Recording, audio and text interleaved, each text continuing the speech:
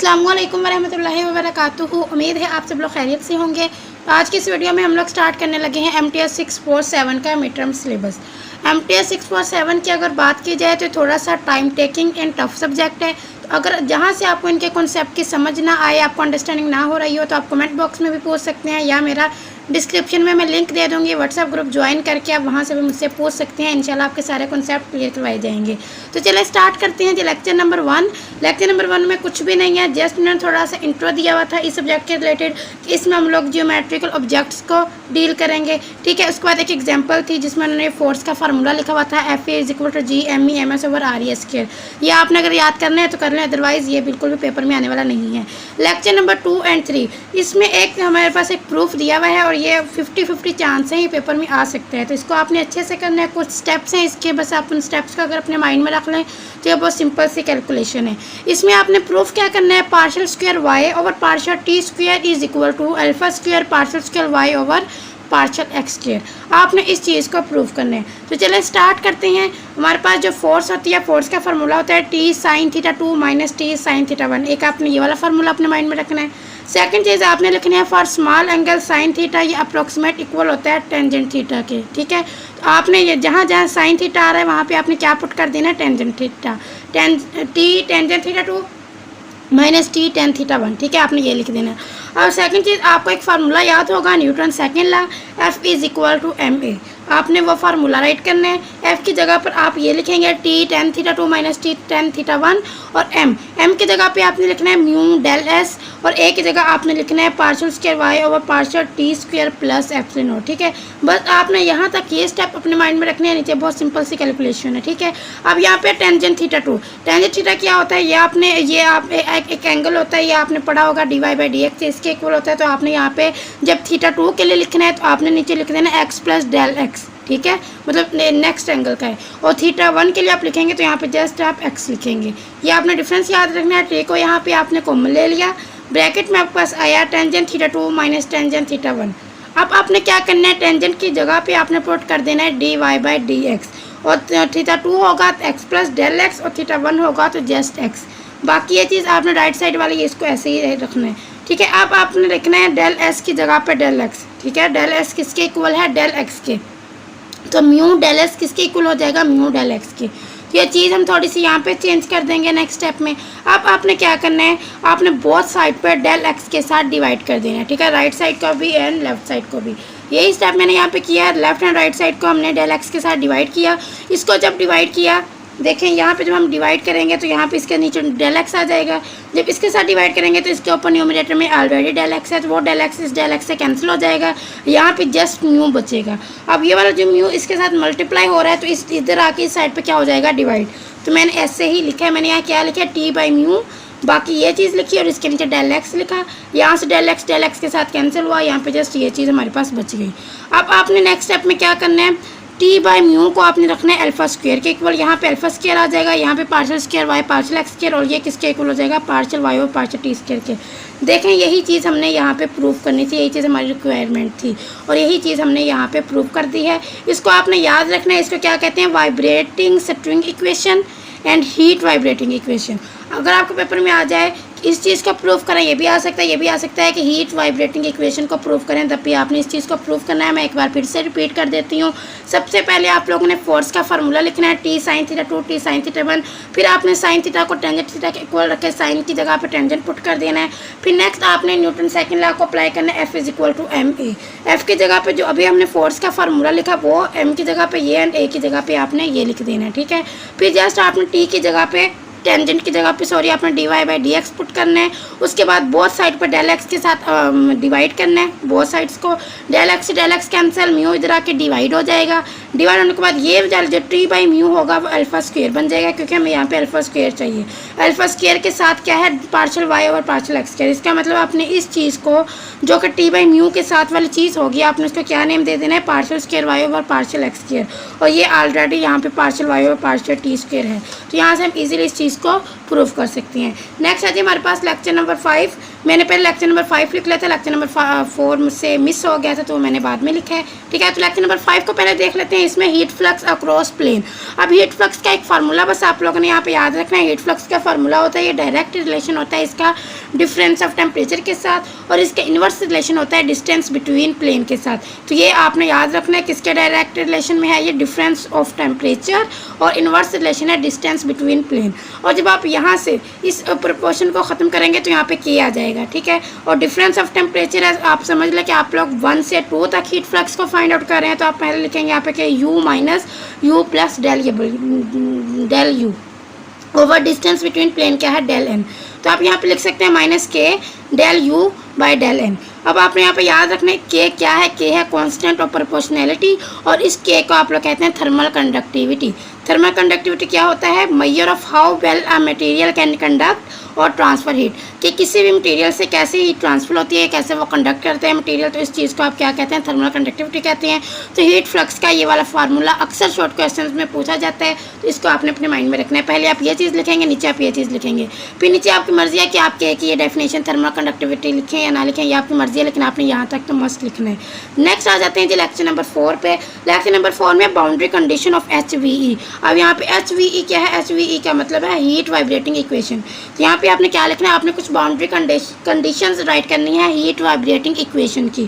Question अब आपके पास होगा कि right a boundary condition for vibrating string for length L on which first condition हमें गिवन है x = 0, x = L। ठीक है, ये दोनों क्या होने चाहिए, फिक्स होने चाहिए।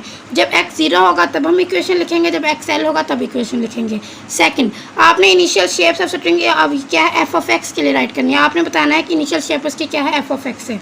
ठीक है, थर्ड आपने इसमें प्रूफ करना है इनिशियल वेलोसिटी डिस्ट्रीब्यूशन क्या होनी चाहिए, g(x) होना चाहिए। Displacement at any instant is bounded, ये आ भी सकते हैं, हो सकता है इसके वो फर्स्ट 2 या 3 प्रूफ आपसे मांगें, लेकिन इतना लेंथी तो नहीं देंगे कि आपको 4 के 4 पार्ट्स ही दे दें, लेकिन 1 या 2 इतने आ सकते हैं। ठीक है, सबसे पहले हम लोग राइट करते हैं जी हमारे पास जो कंडीशन गिवन है फर्स्ट वो है कि स्ट्रिंग हमारे पास फिक्स है, x = 0 है, ये x = क्या है, L है।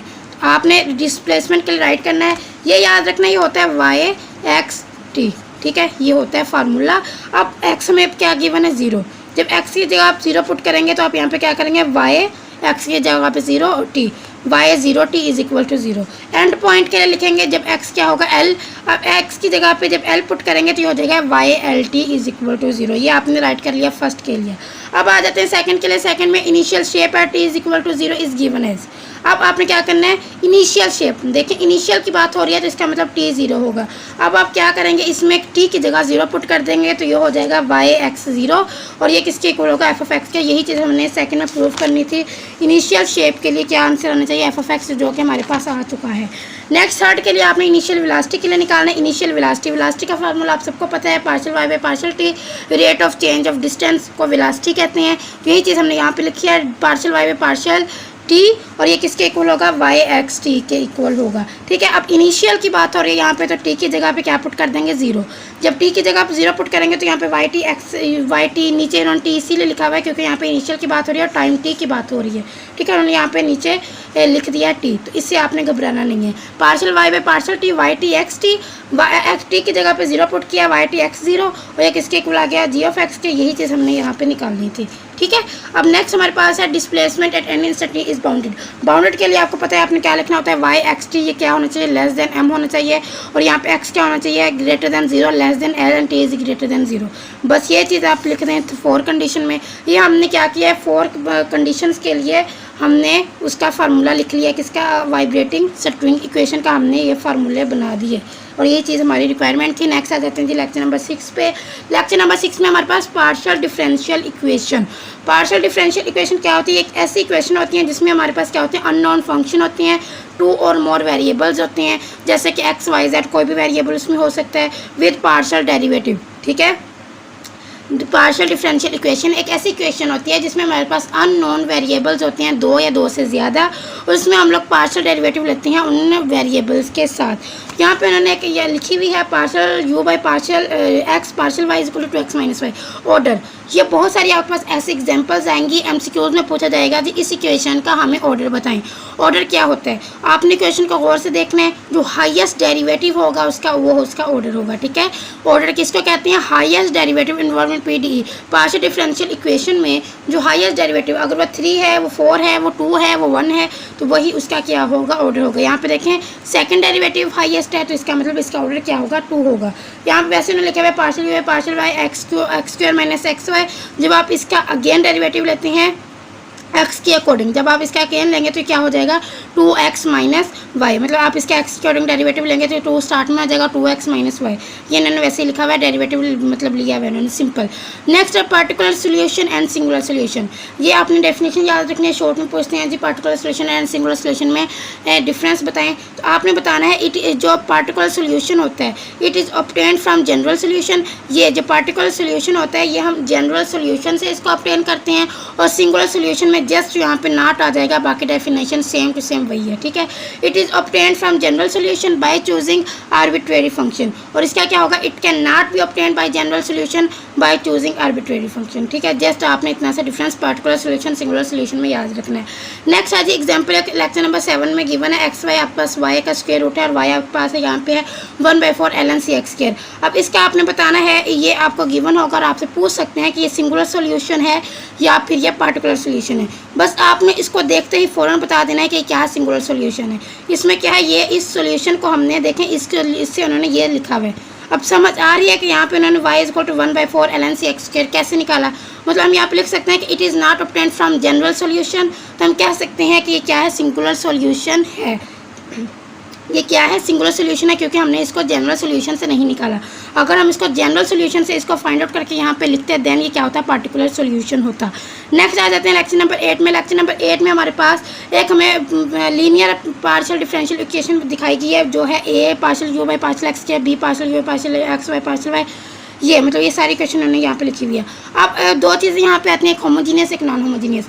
अगर राइट हैंड साइड पे 0 होगा तो वो होमोजीनियस होगी। अगर यहाँ पे कोई भी नंबर होगा, मतलब कोई भी कांस्टेंट वैल्यू होगी, तब ये क्या होगी? नॉन होमोजीनियस होगा। ठीक है, होमोजीनियस नॉन होमोजीनियस का आपने याद रखना है, बहुत ज़्यादा एमसीक्यूज में पूछा जाता है। जब इक्वल टू 0 होगी इक्वेशन वो होमोजीनियस है, अगर वो नॉट इक्वल टू 0 है इट्स मीन्स वो नॉन होमोजीनियस है। ठीक है, अब आपने बताना है जी लीनियर और नॉन लीनियर में, ये भी बहुत ज़्यादा पूछा जाता है। अब ये वाली जो इक्वेशन है ये क्या है? लीनियर है। ठीक है, लीनियर पार्शियल डिफरेंशियल इक्वेशन है, क्योंकि इसमें जितने भी ये कांस्टेंट है a b c d e f and g depend कर रहे हैं x पे या फिर y पे। मतलब ये x पे डिपेंड कर रहा है, ये y पे डिपेंड कर रहा है, ये x पे डिपेंड कर रहा है। इनमें से कोई भी ऐसा नहीं है जो x एंड y दोनों पे डिपेंड करे। मतलब यहाँ पे लिखा हुआ है here a b c d e f and g may depend on x और y। ये x पे डिपेंड है, ये y पे है, नॉट x एंड y। मतलब x एंड y पे डिपेंड नहीं करे। अगर ये x और y दोनों पे डिपेंड करते, x एंड y पे, मतलब एक टर्म में ये a है, x पे भी डिपेंड करता है, y पे भी डिपेंड करता है, देन वो वाली जो इक्वेशन होती वो क्या होती? नॉन लीनियर होती। नेक्स्ट है जी एग्जाम्पल हमें गिवन है, इसमें आप देख के ही बता सकते हैं कि इसका ऑर्डर क्या होगा? 3, तो इसके इसमें हाईएस्ट डेरिवेटिव क्या है? 3। और ये वाली इक्वेशन है ये लीनियर है, ये भी आपने याद रखना है। और ये इसमें ऑर्डर आपके पास क्या है? 1 है, और क्योंकि इसमें जो डेरिवेटिव ये तो स्क्वायर है ना, ये तो उन्होंने पार्शियल u है पार्शियल एक्स के स्क्वायर लिया, तो यहाँ पे आपने कंफ्यूज नहीं होना कि इसका डेरिवेटिव 2 है। डेरिवेटिव इसका देखें पार्शियल u है पार्शियल एक्स, मतलब कि इसका सिंगल डेरिवेटिव है, तो इसमें ऑर्डर 1 होगा और ये इक्वेशन क्या होगी? नॉन लीनियर होगी। ये 2 को आपने अपने फिंगर टिप्स पर याद रखना है। वो यही इक्वेशन एमसीक्यूज में पूछते हैं, इसका ऑर्डर भी पूछते हैं और ये भी पूछते हैं कि ये लीनियर है नॉन लीनियर है। ये तो आपने इसका याद रखना है, इसका ऑर्डर 3 है, नॉन लीनियर है, और इसका ऑर्डर 1 है और ये नॉन लीनियर है। ठीक है, नेक्स्ट आ जाते हैं जी लेक्चर नंबर 9 पे। यही इक्वेशन हमें गिवन है। अब आपने देखें यहाँ से भी 3 से 4 एमसीक्यूज बन रहे हैं। b square minus 4ac, b square minus 4ac जब ये लेस देन 0 होगा तो ये इक्वेशन इलिप्टिकल होगी।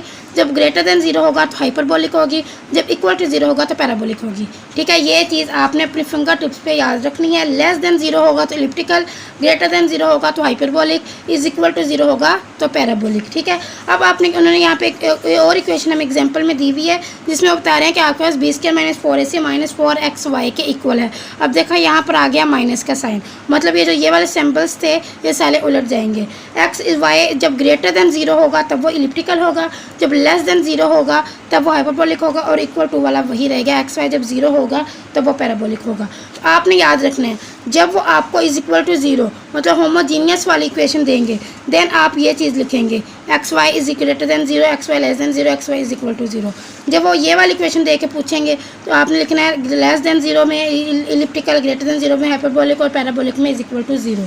नेक्स्ट आ जाते हैं लेक्चर नंबर 10 में, बहुत ज़्यादा इंपॉर्टेंट है, आता है अक्सर लॉन्ग में आता है ये वाला क्वेश्चन, जिसमें आपने क्या करना है, हमें u की वैल्यू गिवन है u x is equal to e की power minus a t sin 2x is solution और b v p boundary value problem, D U by partial T is equal to 2 partial square U by partial X square. इस चीज़ को हमने prove करना है। ठीक है, गिवन हमें क्या है u 0 t u pi T greater is equal to 0, u x 0 is equal to sine 2x। चले पहले हम सेकंड और थर्ड का प्रूव करते हैं, लास्ट में फर्स्ट वन का प्रूव करेंगे। स्टार्ट करते हैं, u x t हमें गिवन है जी ये। अब देखें यहाँ पे x की जगह पे उन्होंने 0 लिखा हुआ है, मतलब आपने x की जगह 0 रख के बताना है क्या इसका आंसर 0 आता है। चलो स्टार्ट करते हैं, u x t हमें गिवन है e की power minus 8t sine 2x। x की जगह पे 0 रखेंगे तो साइन 2 0 0 हो जाएगा, साइन 0 क्या होता है हमेशा 0 होता है, तो ये सारी इक्वेशन क्या बन जाएगी 0। अब आपने क्या करना है u पाई t, पाई का मतलब है कि आपने x की जगह पे पाई पुट कर देना है। x की जगह पाई पुट करेंगे तो e की पावर माइनस 8t साइन 2 पाई हो जाएगा, साइन 2 पाई पे भी 0 होता है तो यहाँ पर भी क्या हो जाएगा 0, मतलब आपने u 0 t और u पाई t दोनों को 0 के इक्वल प्रूव कर दिया। अब नेक्स्ट आ जाते हैं u x 0। x 0 का मतलब है x की जगह पे आपने x ही रखना है, लेकिन अब t की जगह पे आपने क्या पुट कर देना है 0। तो चले t की जगह 0 पुट करते हैं, पहले लिखें इसको, t की जगह पर 0 पुट करेंगे तो ये क्या हो जाएगा 8 0 0 हो जाएगा, और e की पावर 0 का आपको पता है किसके इक्वल होता है 1 के इक्वल होती है। ठीक है, किसी भी नंबर की पावर जब 0 होती है ना तो वो 1 के इक्वल होती है। तो यहाँ पे जब इसकी ये e की पावर क्या हो जाएगी 0 और ये 1 के इक्वल आ जाएगा, 1 को जब साइन 2x के साथ मल्टीप्लाई करेंगे तो यहाँ पे साइन 2x ही आएगा, और यही चीज़ हम लोगों ने प्रूव करनी थी। चले आ जाते हैं फर्स्ट प्रूफ पे, जो कि हमारे पास है partial u by partial t is equal to 2 partial u by partial square u by partial X square. अब देखें राइट साइड पे क्या है partial u by partial t, इसका मतलब है कि आपने इसका डेरिवेटिव लेना है t के अकॉर्डिंग। ठीक है, ये आप पास बन जाएगी लेफ्ट साइड। राइट साइड पे क्या करना है, पहले आपने इसका डेरिवेटिव लेना है x के अकॉर्डिंग, फिर जो इसका आंसर आएगा फिर आपने इसका डेरिवेटिव लेना है x के अकॉर्डिंग, उसको 2 के साथ मल्टीप्लाई करना है, वो आपके इसके इक्वल इसके आंसर के इक्वल आएगा। चलिए स्टार्ट करते हैं, सबसे पहले हम लेफ्ट साइड के सॉल्व करते हैं जिसमें हमें चाहिए partial u by partial t। Partial u by partial t में देखें ये तो x वाला फंक्शन है ना, ये तो ऐसे ही आएगा साथ, t इसमें है, इसका जब आप डेरिवेटिव लेंगे तो -8 स्टार्ट में आ जाएगा, -8 e की पावर -8t और ये साइन 2x। देखें यही चीज़ हमारे पास आ जाएगी जब आपने partial u by partial t किया, ये आपके पास क्या आ गई लेफ्ट हैंड साइड। अब राइट हैंड साइड में क्या करना है, पहले partial u by partial x करें, ये चीज़ ऐसे ही आ जाएगी क्योंकि ये t वाला फंक्शन है। इसका जब आप डेरिवेटिव लेंगे तो ये cos 2x हो जाएगा, और इस 2 ये जो वाला जो अंदर वाला 2 है ये स्टार्ट में आ जाएगा। देखें 2 e की पावर -8t cos 2x। अब आपने अगेन इसका डेरिवेटिव लेना है क्योंकि यहाँ पे सेकंड डेरिवेटिव है, देखें यहाँ पे सेकंड डेरिवेटिव है, तो आप क्या करें यहाँ पे इसका जब सेकंड डेरिवेटिव लेंगे तो ये वाला जो 2 होगा, जब इसका आप अगेन डेरिवेटिव लेंगे तो ये 4 हो जाएगा, -4 e की पावर -8x। अब देखें cos 2x किसके इक्वल होता है माइनस साइन 2x के, तो cos 2x की जगह माइनस साइन 2x लिखेंगे, माइनस स्टार्ट में आ जाएगा, और 2x का जब अगेन डेरिवेटिव लेंगे तो वो जो 2 होगा इस 2 के साथ मल्टीप्लाई होकर 4 हो जाएगा, तो इसका आंसर बन जाएगा -4 e की पावर -8x साइन 2x। ठीक है, अब चले जी जो चीज़ हमने प्रूव करनी थी हम उसको लिखते हैं, partial u by partial t 2 partial u का स्क्वायर बाई पार्शियल x का स्क्वायर। 2 को ऐसे ही रहने देते हैं, इसकी जगह पर इसकी वैल्यू लिख दें ये वाली। ठीक है, जब ये वैल्यू आप यहाँ पर लिखेंगे ब्रैकेट में partial u by partial t, तो इसके इक्वल है -8 e की पावर -8t साइन 2x। ये आपके पास क्या है लेफ्ट हैंड साइड, इसको याद रखें। 2 को बाहर निकाला, इसकी जगह पे इसकी जब वैल्यू लिखी -4 e की पावर -8t साइन 2x, ये 2 इसके साथ मल्टीप्लाई होगा, ये हो जाएगा -8 e की पावर -8t साइन 2x। अब देखें ये वाली साइड इक्वल है, इसका मतलब है partial u by partial t किसके इक्वल है 2 पार्शियल u का square by partial x square. मतलब इसकी वैल्यू को इसको जब आप 2 के साथ मल्टीप्लाई कर देंगे तो ये वाला आंसर आएगा partial u by partial t का। ठीक है, तो ये था आज का हमारा लेक्चर जिसमें हमने लेक्चर नंबर 1 से लेक्चर नंबर 10 तक कवर किया है। अब नेक्स्ट वीडियो में इंशाल्लाह हम लोग लेक्चर नंबर 11 से 20 को कवर करेंगे। होप सो आपको इसकी अच्छे से समझ आई होगी। अपना बहुत सारा ख्याल रखिएगा। जज़ाकल्लाह, अल्लाह हाफिज़।